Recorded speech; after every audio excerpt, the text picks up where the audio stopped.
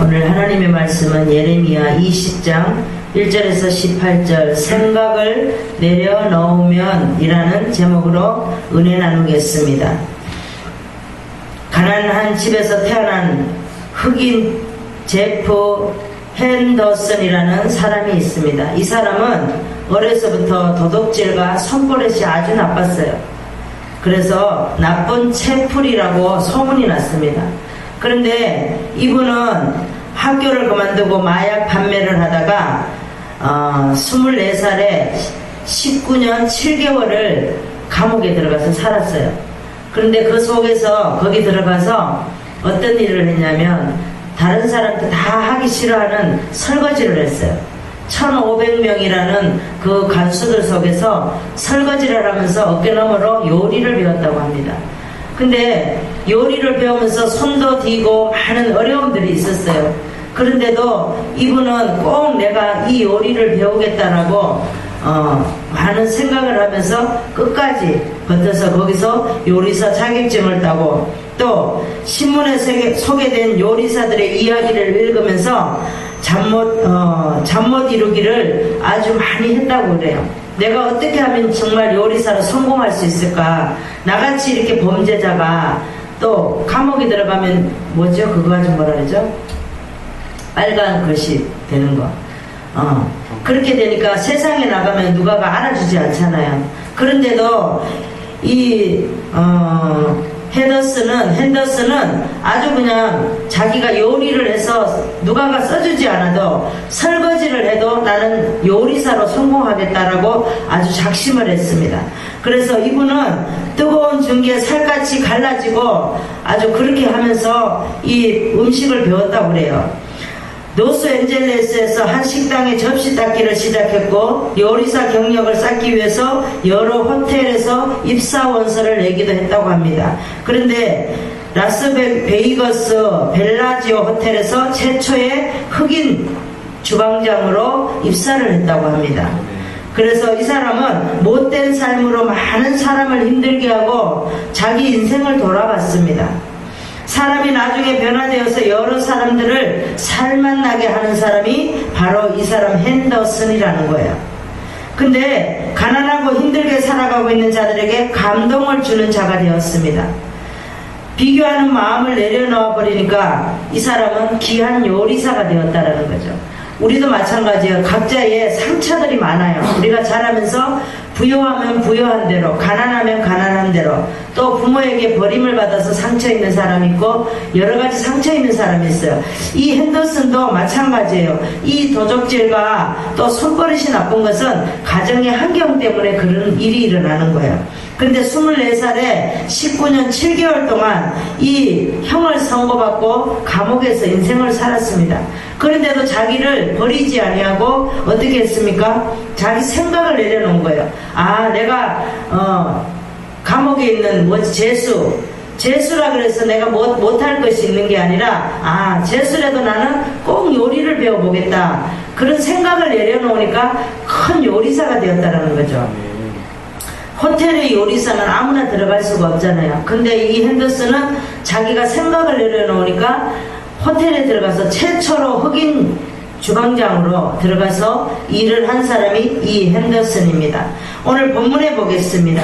예레미야를 핍박한 성전 감독자 바술, 그 친구들에 대한 심판 예언으로 온 유다와 바벨론 왕 느부갓네살의 손에 붙일 때에 성의 모든 것에 원수의 손에 붙일 것이며 바술과 거짓 예언가 그의 친구들이 포로로 잡혀가 거기서 죽게 될 거라고 예레미야가 예언을 합니다.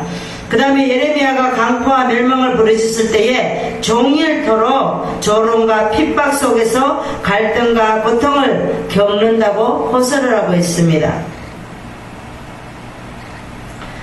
그 다음에 예레미야는 유다 백성들이 하나님의 말씀을 전해도 듣지를 않아요. 오히려 대적하는 유다 백성들에 대해서 회의를 느낍니다. 자신의 사역과 처지를 인해서 한탄하며 예레미야 선지자를 단식으로 어찌하여 자신의 태에서 고생과 슬픔을 보느냐고 원망을 하게 됩니다. 자신이 태에서 고생과 슬픔을 출생을 단식하며 출생을 또 원망을 하게 됩니다. 자신이 태에서 죽지 않은 것을 단식을 하며 예레미야의 고통이 너무나도 커서 수욕의 나날을 보내는 사람이 바로 예레미야였습니다. 우리가 욥기서를 보면 욥도 그러잖아요. 내가 생일이 없었다며, 엄마 뱃속에서 죽었다면, 내가 우리 엄마가 임신했다고 임신을 했다고 아버지에게 알리지 않았더라면, 그 사람을 저주했더라면 막 이러고 원망하잖아요. 이 예레미야도 마찬가지예요. 우리가 선지자라 할지라도 인간이기 때문에 어쩔 수가 없다라는 거예요. 우리 예레미야를 알려면은 하나님의 심판이 선포되지만 새 언약으로 구원을 약속하셨다라는 거예요. 예레미야 사역은 40년을 했습니다. BC 627년부터 586년 유다 멸망까지, 요시야 13년부터 유다의 멸망까지 이렇게 40년을 사역을 한 사람입니다.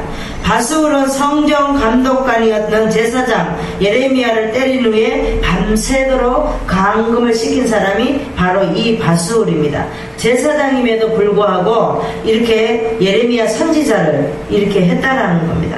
우리가 생각을 내려놓으면 어떻게 되는지 오늘 첫 번째 말씀을 보시겠습니다. 방해해도 하나님의 의도를 말하게 됩니다. 우리가 1절부터 6절까지 한번 보겠습니다. 제사장 임멜의 아들 바수울, 이 바수울은 제사장이에요. 여호와의 집 유사장이라 그랬습니다. 예레미야의 이 일 예언함을 들은지라 이에 바수울은 선지자 예레미야를 때리고 그랬죠.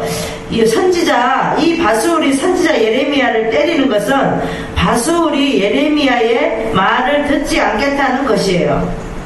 왜 이처럼 하나님의 말씀을 그대로 전하는 선지자는 많은 고난을 받게 된다는 겁니다. 지금도 마찬가지예요. 예수를 전하는 하나님의 사람들에게 많은 핍박이 있어요. 그래서 순전하게 걸어갈 수 없다라는 겁니다. 우리가 마태복음 23장 34절에 보면 그러므로 내가 너희에게 선지자들과 지혜 있는 자들과 서기관들을 보내매 너희가 그 중에서 더러는 죽이고 십자가에 못 박고 그 중에 더러는 너희 해당에서 채찍질하고 이 동네에서 저 동네로 구박하리라 라고 말하고 있습니다. 오늘 3절에 보니까 이제 예레미야가 바수울에게 임한 재앙을 예언하게 됩니다. 다음날 바수울이 예레미야를 착고해서 놓아줍니다. 예레미야가 여호와께 내 이름을 바수울이라 이제는 하지 아니하고 마골 미사빕이라 하느니라 이거예요. 그러니까 바수울은 자유라는 뜻인데 이 바수울이 그렇지 못하니까 자유의 반대는 두려움이라는 거예요. 이 마골 미사비립이라는 것은 두려움이란, 네가 이제는 두려울 거다, 자유를 하지 않고 두려울 거다 라고 말하고 있습니다. 오늘 또 그 다음에 4절에 보니까 내가 온 유다를 바벨론 왕의 손에 붙일 것이고, 5절에 보니까 내가 또 그 성의 모든 부와 모든 소득과 모든 또 소득 그 다음에 모든 기물 유다 왕들의 모든 보물 원수의 손에 붙이리니 그들이 그것을 탈취하여 바벨론으로 가져갈 것이라. 바수라 너와 내 집에 거하는 모든 자가 포로가 되어 옮기오리니 네가 바벨론에 이르러 거기서 죽어 거기 묻힐 것이라고 말하고 있습니다. 그래서 바수는 마골 미사빕이라 하였다라는 겁니다. 오늘도 하나님의 말씀에 보니까 뭐라고 말씀을 하셔요? 방해해도 하나님의 의도를 말해야 된다는 겁니다. 이 바수울은 선지자 예레미야를 때리고 베냐민 윗문 착고에 채우고 다음날 예레미야를 풀어주었어요. 그 다음에 예레미야가 하나님께 내 이름으로 평화라는 뜻은 바수울이라 하지 않고 이제는 사방에서 두려움이 있다는 뜻을 마골 미사빌이라 하신다고 말씀을 하셨습니다. 바수울은 원수의 칼에 엎드려질 것이고 이 원수는 어디예요? 바벨론의 왕의 손에 붙이고 바수울과 친구들이 포로로 잡혀갈 것이라고 예언을 하게 됩니다. 그래서 우리는 하나님께서 뭐라고 말해요? 모든 부와 소득, 기물, 보물을 바벨론으로 가져갈 것이고 이 예레미야는 뭐라고 말했습니까? 유다 백성들에게 바벨론의 포로로 잡혀가는데 70년 있으면 돌아온다고 말했어요. 그런데 70년 있으면 돌아온다고 하니까 예레미야 말을 안 듣는 거예요. 거기 가서 70년 있으면 돌아올 거니까 거기서 아무 생각하지 말고 집 짓고 농사 짓고 아이도 낳고 결혼도 하고 그렇게 살다 보면 70년 있다가 보면 포로로 귀환을 시켜주신다고 그랬는데도 말을 안 들었다는 겁니다. 우리도 때로는 어떻습니까? 하나님이 말씀을 하셔도 내 생각이 아니면 그게 아니다라고 말을 안 듣는다라는 거예요. 오늘도 말씀과 같이 방해에도 하나님의 의도를 말하는 저와 여러분 되시기를 바랍니다. 네. 성경을 보시겠습니다. 고린도전서 1장 25절에서 29절 264장을 보시겠습니다. 하나님은 미련한 것이 사람보다 지혜가 있고 하나님의 약한 것이 사람보다 강하니라. 형제들아 너희를 부르심을 보라. 육체를 따라 지혜 있는 자가 많지 아니하며 능한 자가 많지 아니하며 문벌 좋은 자가 많지 아니하도다. 그러나 하나님께서 세상의 미련한 것들을 택하고 지혜 있는 자들을 부끄럽게 하려 하시려고 세상의 악한 것들을 택하사 강한 것들은 부끄럽게 하려 하시며 하나님께서는 세상의 천한 것들과 멸시받는 것들과 없는 것들을 택하시고 있는 것들을 폐하려 하시나니 이는 아무 육체라도 하나님 앞에서 자랑하지 못하게 하려 함이라 라고 말하고 있습니다. 하나님의 말씀에 하나님은 미련한 것이 사람보다 지혜가 있다는 거죠. 하나님의 약한 것이 사람보다 강하다는 거예요. 하나님께서 부르시는 자의 지혜 있는 자가 능한 자라는 겁니다. 문벌 좋은 자가 많지 않고 세상에 미련한 것들을 택하신다라고 말씀하고 있습니다. 지혜 있는 자들은 부끄럽게 하지 아니하시고 악한 것들을 택하여서 강한 것들을 부끄럽게 하시며 천한 것들과 멸시받는 것들과 없는 것들을 택한다라고 말씀하고 있습니다. 그래서 우리가 갖고 있는 거 모든 거 자랑하지 말라는 거예요. 우리도 하나님께서 오늘 뭐라고 말씀하십니까? 우리 생각을 내려놓으라는 거예요. 아멘. 생각을 내려놓으면 하나님의 것이 보인다라는 겁니다. 요나단을 보면 바울의 아들이잖아요. 그런데 이 바울은 다윗만 죽이면 자기가 계속 왕을 할 줄 알았다라는 거예요. 그런데 요나단이 뭐라고 말합니까? 사울에게 아버지 다윗을 죽이지 마세요 그러잖아요. 근데 나중에 어떻게 합니까? 블레셋 전투에 나갔다가 이 요나단은 죽게 됩니다. 죽으면서 유언을 남기죠. 다윗에게 우리 후손들을 네가 책임져 줘라. 내가 없을지라도 네가 책임져 주면 안 되겠냐 라고 말했습니다. 나중에 다윗이 어떻게 합니까? 이 요나단의 아들 쩔뚝발이 무비보셋을 밥상에서 겸상하게 됩니다.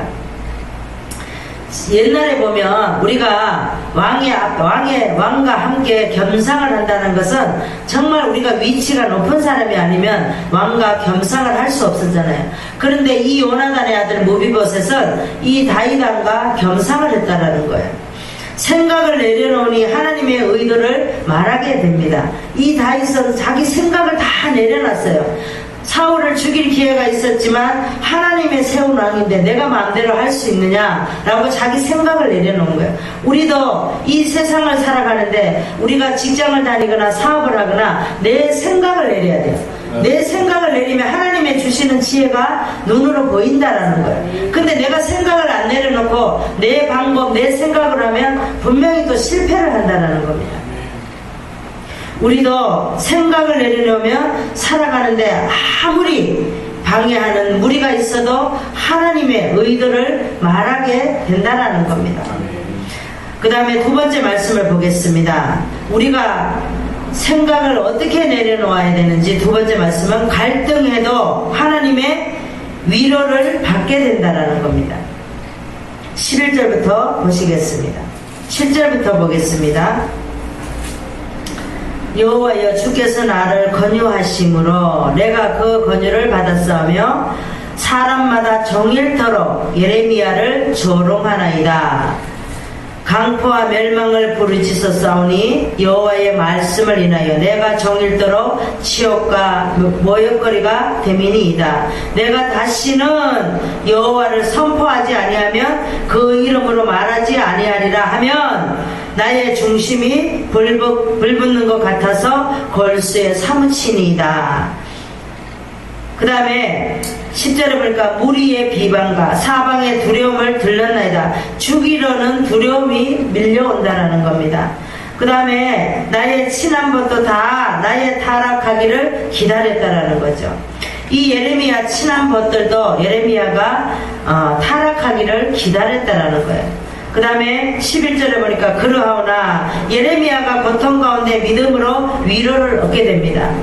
그러하오나 여호와는 두려운 용사 같으시며 나와 함께 하시는 거로 나를 박해하는 자가 넘어지고 이기지 못할 것이오며 그들은 지혜롭게 행치 못함으로 큰 수욕을 당하오리니 그 수용은 영영이 잊지 못할 것이라고 말하고 있습니다. 예레미야가 하나님께 불평을 하며 하나님께 건유를 받았는데 사람들의 종일 자기를 조롱한다고 고백하고 있습니다. 하나님의 말씀을 전에도 듣지 않아요.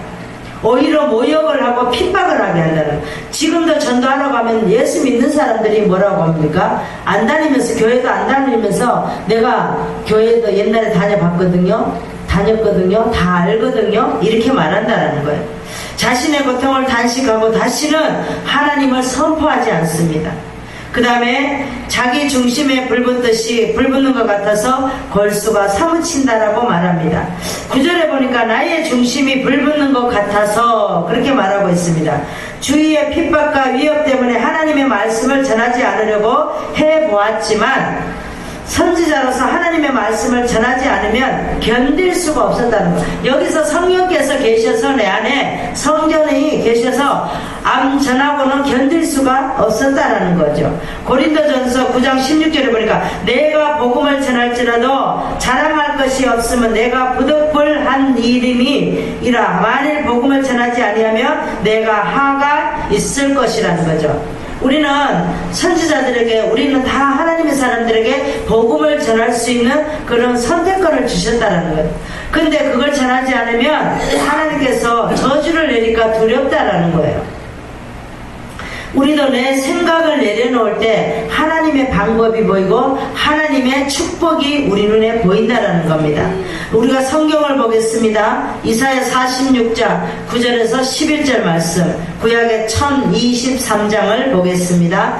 너희는 옛적 일을 기억하라. 나는 하나님이라. 나 외에 다른 이가 없느니라. 나는 하나님이라. 나 같은 이가 없느니라. 내가 종말을 처음부터 고백하며 아직 이루지 아니한 일을 옛적부터 보이고 이르기를 나의 모락이 설 것이니 내가 나의 모든 기뻐하는 것을 이루리라 하였노라. 내가 동방에서 독수리를 부르며 먼 나라에서 나의 모략을 이룰 사람을 부를 것이라. 내가 말하였은즉 정령 이룰 것이요 경영하였은즉 정령 행하리라 라고 말하고 있습니다. 하나님께서는 옛적 일을 기억하라. 나 외에 다른 이가 없다라는 거예요.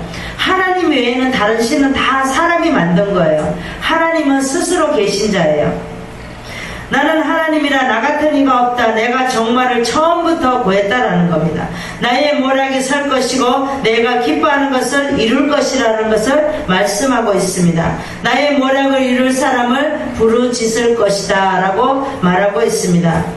욥은 재산과 자녀와 종들과 몸과 또 아내의 핍박을 문제로 힘들어서 또 엘리바스와 빌닷과 소발이 3차례를 걸쳐서 핍박을 하게 됩니다. 옳은 말을 할 때 욥은 니네들이 뭐를 알아? 너희들이 내가 대봤어? 막 이러면서 듣지 않았어요. 그런데 엘리후가 말할 때에 아무 말도 하지 않았어요. 엘리후는 하나님의 의도를 말하니까 욥이 그때서야 이제 자기가 고개를 숙이고 맞습니다 그리고 하나님의 의도를 인정한 사람입니다.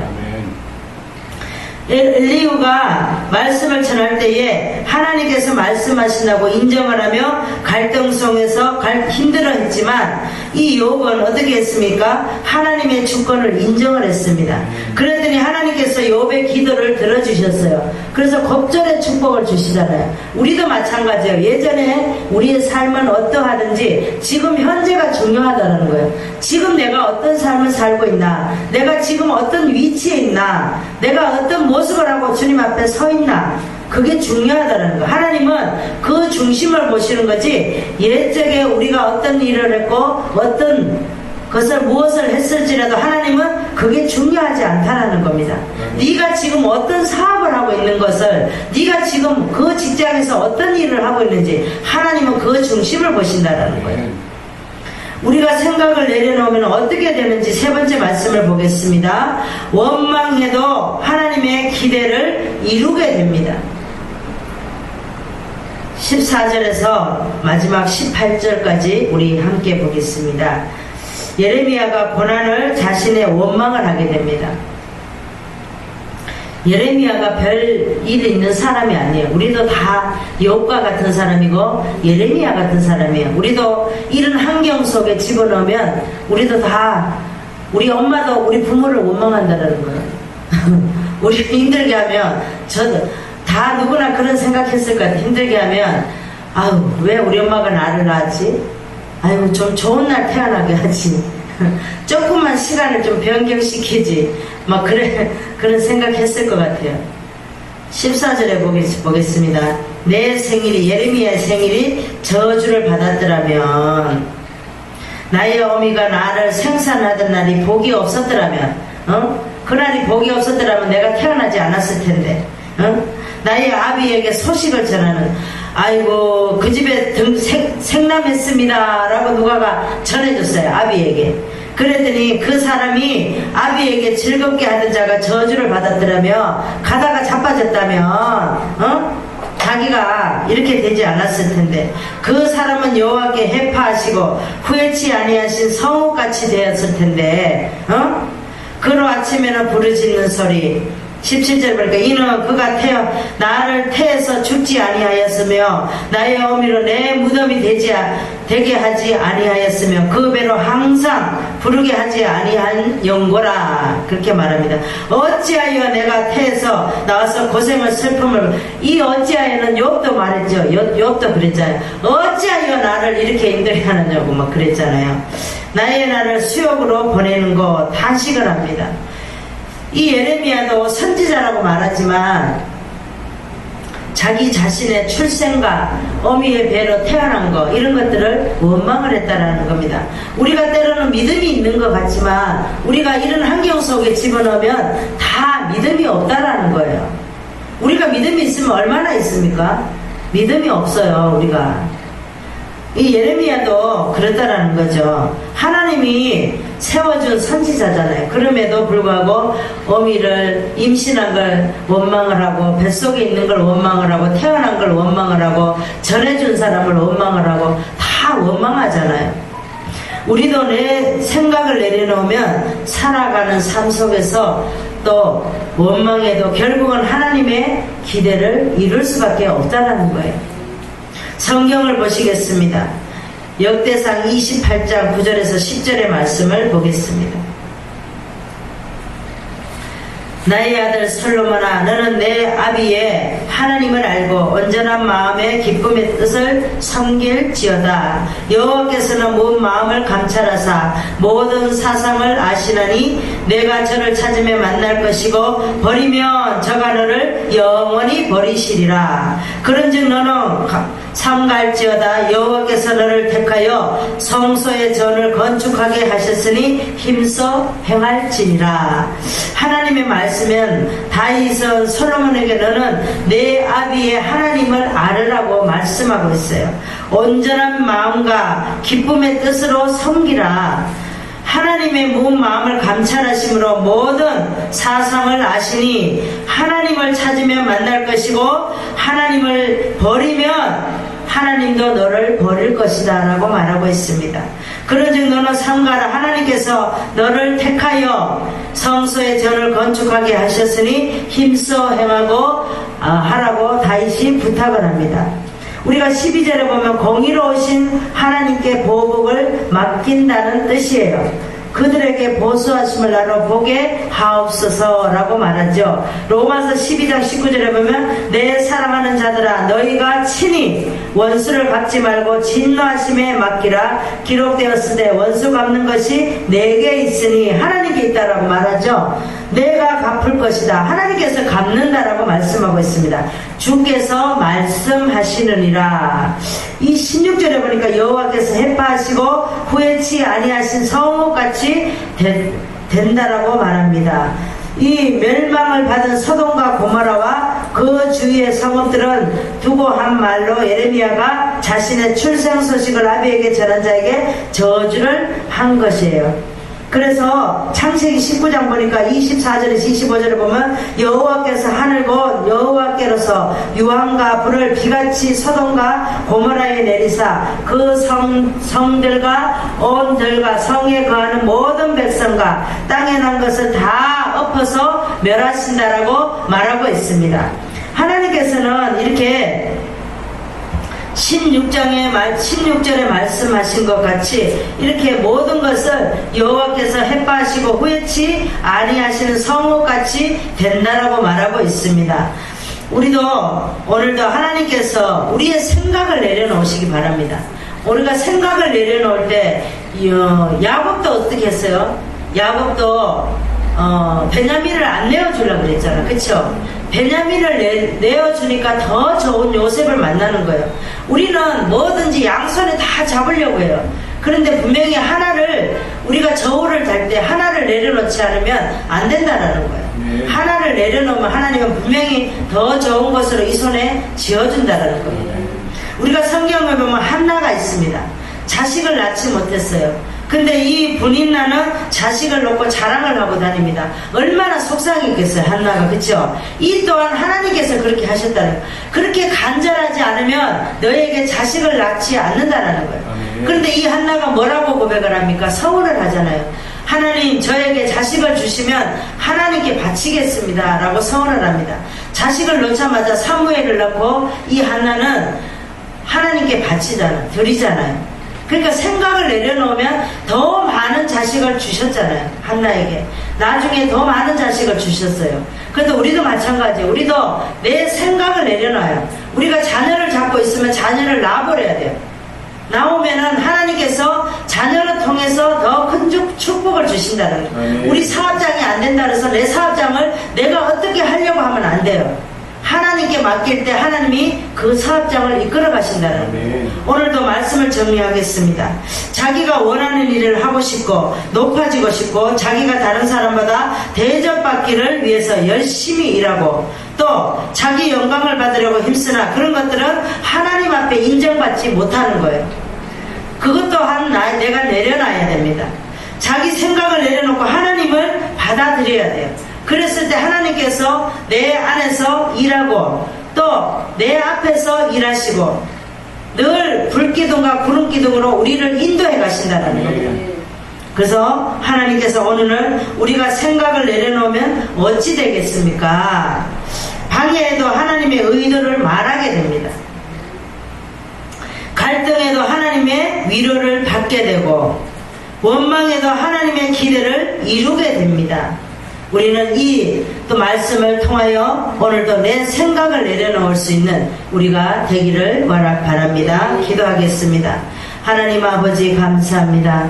오늘도 아버지 말씀과 같이 내 생각을 내려놓을 수 있는 믿음이 되게 하시고 오늘도 우리가 양손에 무엇을 잡으려고 하는 것이 아니라 우리가 양손에 잡으려고 하면 주님이 보이지 않듯이 우리가 모든 것을 생각을 내려놓을 때 주님이 조그맣게 보이는 줄 믿습니다. 아멘. 오늘도 말씀을 통하여 우리가 한 주간 살아가는데 늘 부족함이 없게 하시고 아멘. 또 아버지 우리가 세상 살아가는 모든 삶에서 주님을 인정하고 살아갈 수 있는 우리가 되게 하여 주시옵소서. 아멘. 감사드리며 예수님의 이름으로 기도하옵나이다. 아멘.